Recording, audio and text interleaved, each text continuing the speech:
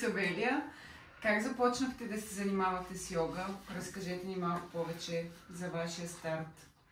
Първи път попаднах на Iyengar йога клас 2015 година. Имах много силни болки в гърба и опитвах какво ли не. Опитвах пилатес, фитнес, но така и не ми минаваха болките. Моя приятелка ми предложи да ме заведе на йога клас и така попаднах при Кристос Павлос, който преподаваше Iyengar йога.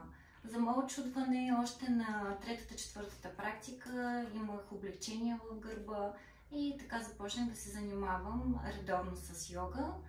Впоследствие реших да запиша и курс за Iyengar йога преподаватели и така всъщност реших да ставам и учител по Iyengar йога.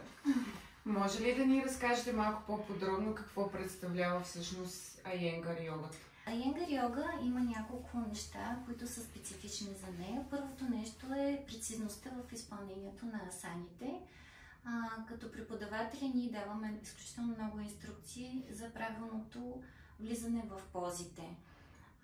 Целта е позата да се построи правилно и да бъде изравнена във всички равнини. Другото, което е специфично, използват се много помощни средства, като стена с въжета, столове, блокчета, одеялца, колани.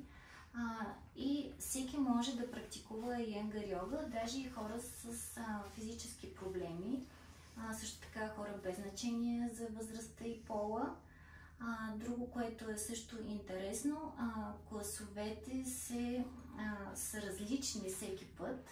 И в зависимост от това каква цел има преподавателя. Някой път е за клас за болки в гърба, клас за болки във врата, за отваряната за бедрени стави. Какви са всъщност ползите от Iyengar йогата и с какво се различава тя от останалите практики? Първо гъвкавяваме гръбначния стълб, раздвижва се кръвообращението, чувстваме се по-балансирани, по-спокойни. С това правилно изпълнение на позите всъщност има терапевтичен ефект върху тялото и хората се чувстват наистина добре след може би трета, четвърта практика. Някои хора, които имат сколиоза, включително им се намаля болката и имат един добър начин на живот без болки в гърба. Може и за хората, които смятат за бъдеще да се занимават с Iyengar йога професионално, да разкажете как всъщност се става сертифициран преподавател? Да, сертифициран преподавател се става като първо трябва да имаш поне 2-3 години редовна практика. Това учител те препоръчва да се запишеш за Iyengar йога преподавател, курса, който продължава 3 години.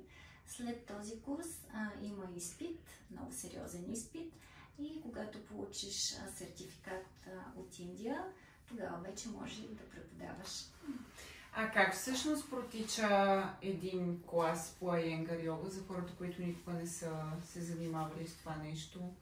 Тук в Joy Studio има класове за начинаещи, има класове за напреднали. За начинаещи класовете са 1 час, за напредналите час и половина. Като за начинаещи започваме съвсем базови пози.